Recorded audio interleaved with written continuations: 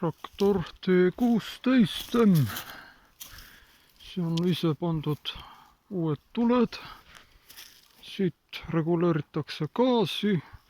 Samuti on gaasipedaal, need on pidurid. See on ise tehtud sidur. Siit käib käima. Käigukang, tal on 6 edaspidi käiku, aeglusti käik ja siis ka on tagurpidi käik. Siin on nüüd kütusesüsteem ajutiselt pandud sellest kanistrist tulema, mis siin on. Ja tagasivool jookseb siia kanistrisse. Aga selle saab ka paaki kerge vaevaga ümber viia.